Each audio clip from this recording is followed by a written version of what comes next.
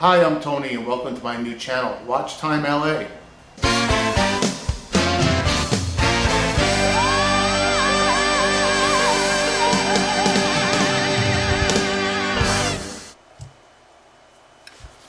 Hi ladies and gentlemen, today we're going to be taking a look at the Orient Bambino. This particular watch I ordered from creationwatches.com. It was my first purchase from them. They're out of China, although this is a Japanese watch.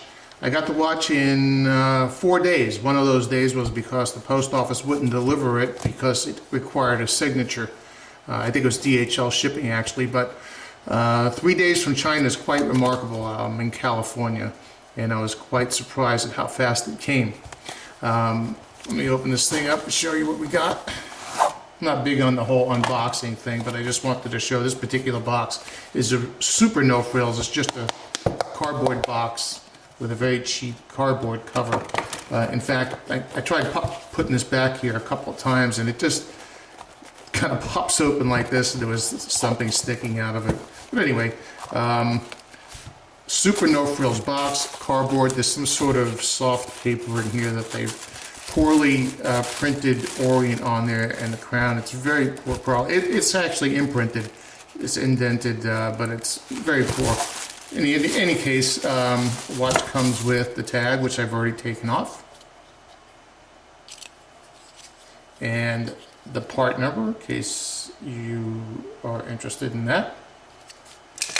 It comes with a international warranty card and an instruction book in case you don't know how to operate a watch.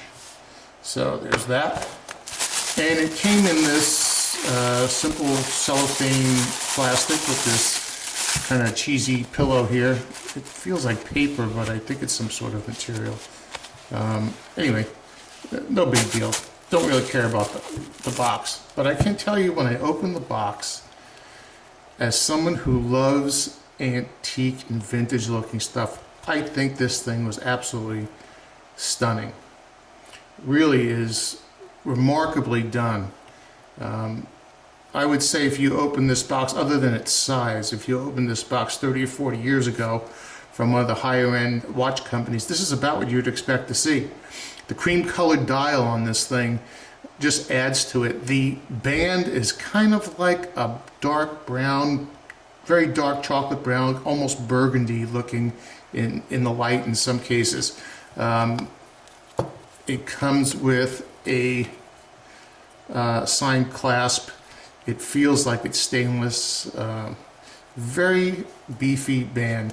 I really like it. It's a little bit stiff, but it'll break in. It's already getting the rounded shape, so I'm good there. Only thing weird about the band is it's 21 millimeters here, and you're either going to have to put a 20, I haven't found any 21 bands, but you're going to have to put a 20 in there or a 22, stuff a 22 in there when it comes time to replace it. Don't know why they did that, but I like that it's thick. I just wish they had just made up their minds and went to 22. Other than that, the face of this thing is absolutely beautiful. Here's a couple technical things about it. It's got a domed mineral glass crystal. It's not coated in any way, so you get quite a bit of reflection there, as you see. It's got Roman numerals. It's got an onion-shaped crown. We'll talk more about that in a minute. It's got the date, and it's got a train track chapter ring around it. I don't really know what the purpose of that is on this particular watch because it's extremely hard to see. It's got a stainless steel case. It measures, they say, 41 millimeters, and we're going to do that right now. And sure enough, it's about 40.5, and if we take it with the crown, we're going to get 43. Lug to lug, we are about 44. So it's actually a perfect size. I don't really like watches much over 40 millimeters, but this one actually works. The shape, the size, even the thickness for an automatic movement at only 11.5 millimeters is actually quite fantastic. Actually, it looks like they could have actually made it thinner. Look how thin that case is. It only measures about 7 millimeters. If we didn't have a dome crystal here, they could have actually lost probably 2 or 3 more millimeters and made it super thin. But the dome crystal gives it the look. And I really, really, really love this look.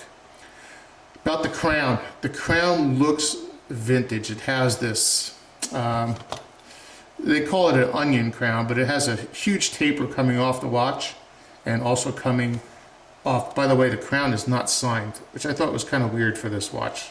I thought since they signed the band and put their logo on there and whatnot that it would have been, but it's not, just a plain crown. But it does stick out quite a bit, and I can tell you that it does, you can see, you do feel this when you're wearing it.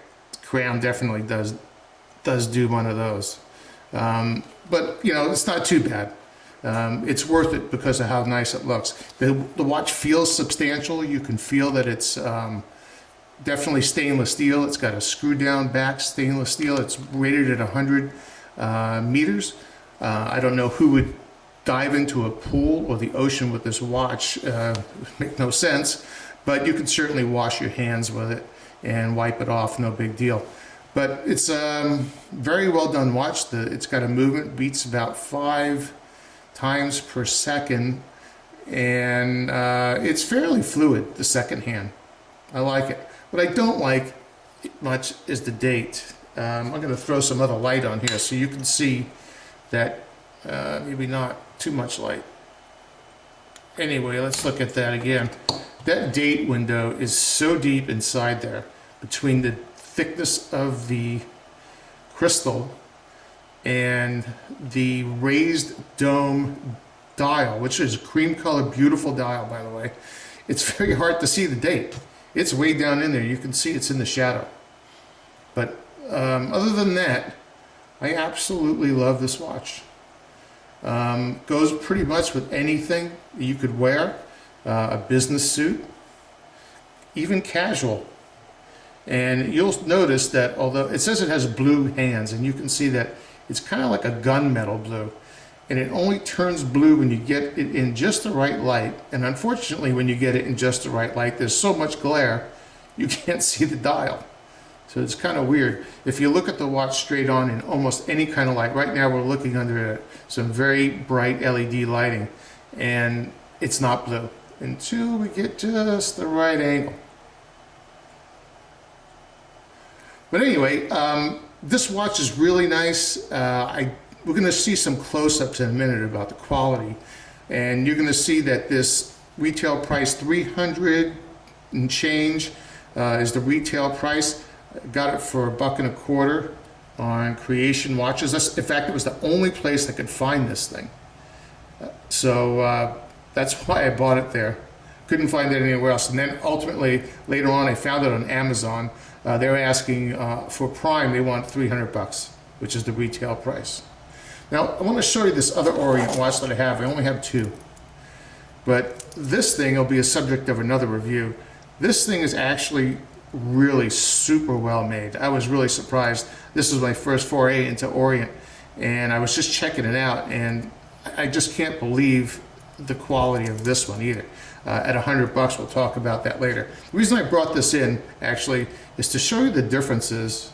You might not be able to see them here. The detail on the left is quite striking compared to the detail on the right. And you'll see what I'm talking about when we're going for some close-ups here. But both of these watches are really nice. Give me a sec, we're going to do some close-ups. Now here's where you're going to see some striking differences between some very high-end watches and a $100 retail watch. Obviously, you know, if you look at Invicto's retails $12.95, and you know, you can buy them all day for $200. Kind of the same thing in the entire watch world. If you look at the hands on this watch, you'll see the second hand that's moving around right now either has some dust on it, or the paint wasn't applied properly and it's either chipped or bubbled. You're not going to see that on a real expensive watch. My guess is their clean room isn't so clean, and you're going to see I'm wearing gloves now, because at this magnification any piece of dust will throw off what you're looking at. And you'll see the tip of the second hand here. As we come down, we'll see it moving around. You'll see the slightly bent there. We're going to look at some other parts in a second. There's your minute hand. And then we're going to check out the hour hand. Now you're going to see the hour hand as well has some nicks and chips and missing paint. Not much. You can't see it with the naked eye, but this is about a 40x magnification. But you'll see here on the end, there's obvious issues with those hands, and you'll see it there and there and there as well. You'll see how unfinished the center of that is as well. So again, you're not going to see this on a real high-end watch. Now here's where things get really weird. If you look at the chapter ring on the outside, the train track they call it, you'll see how this is obviously painted on here. And not so well. You see the ink kind of running like you would on a marker. Not the greatest job in the world there.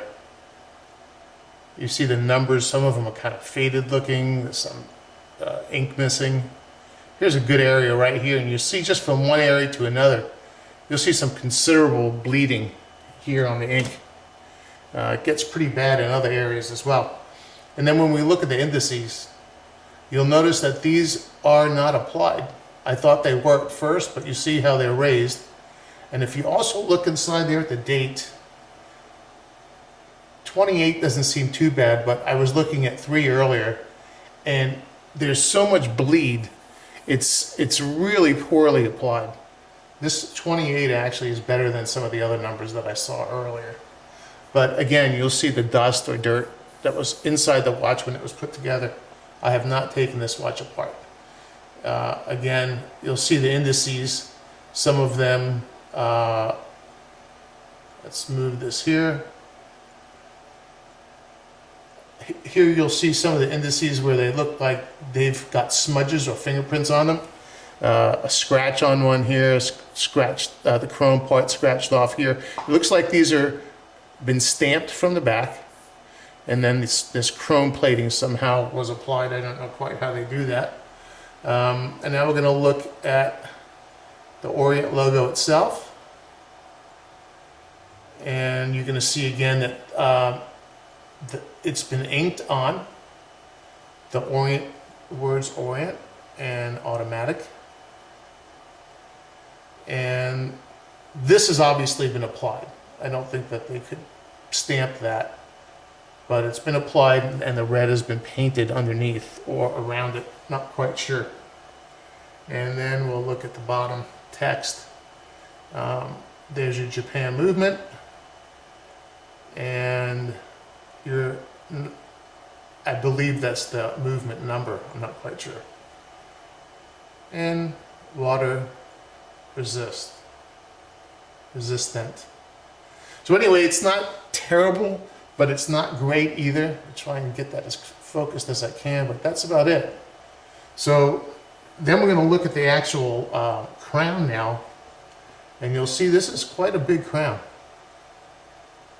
Thing is huge. And again, as I focus in on this, you'll see that, again, this is brand new. I only wore it once. You'll see all the machine marks, very poorly machined crown. I've seen much cheaper watches with much better crowns. But it is what it is. Again, if it's supposed to look retro, maybe they did it on purpose. I don't know. If you look at the quality of the case material, you'll see the finish here. You see the striations. Not the cleanest. Now the other Orient that I have is finished much better than this. So I don't see the finish on this lasting too long. Again, this mark you see here, that was on the watch when it was brand new. That's how it came in the box. Again, you can't see a lot of this stuff. And if we turn it over, we're now going to look at the back of the case. And we're going to see if I can get it in focus here.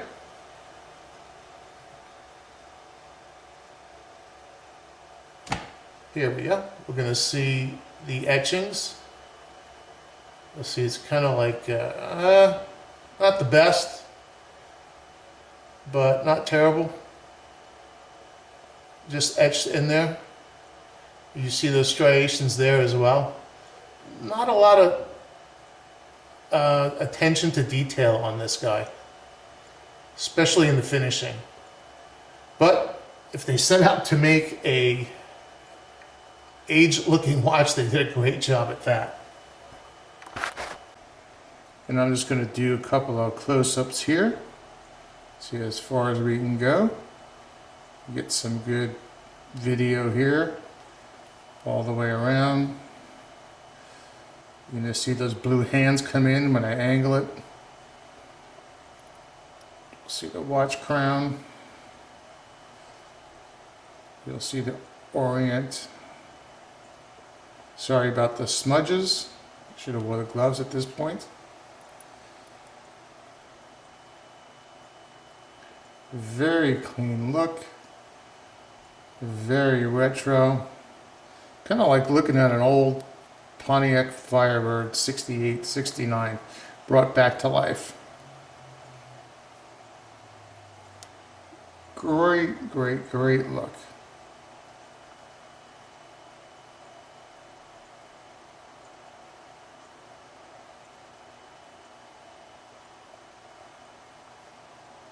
And there's those beautiful blue hands again.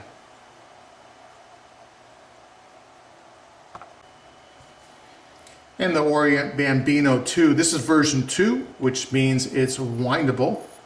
You can wind it up if you'd like. You can shake it up.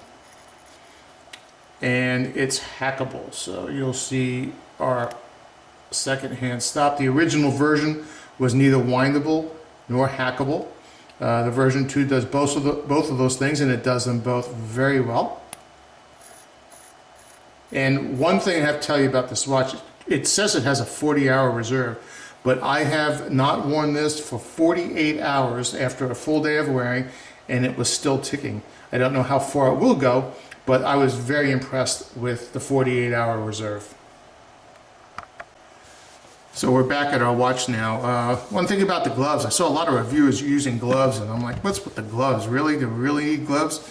And actually you do. If you're showing one of these watches, especially one that's plated like this, and you're moving it around, you get your fingerprints all over it. And it doesn't do the watch justice to do that. So the gloves make a lot of sense. Harbor Freight, 6-pack, $3.99. Definitely worth the money. Anyway, I gotta tell you, I absolutely love this watch, even with its slight pitfalls. But I love it. I'm gonna do a little wrist shot on it now. I'm gonna take off my my Seiko 5 and give you a little wrist shot here. Anyway, there's my Orient Bambino. This is a Japanese company putting out a Italian named watch. I think they did a great job doing this. I think for the price, it's well worth the money. I'm going to give you one little more tidbit. This is the noisiest watch I've ever heard. Not in the way it ticks, but in the way it winds. Let's see if you can hear this. I'm going to shake it near the camera. Just give it a second.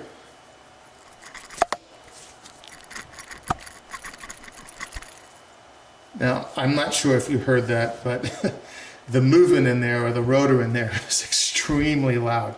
I've never heard any watch, even an old Seiko 5 I had, that's as loud as this thing when you shake it.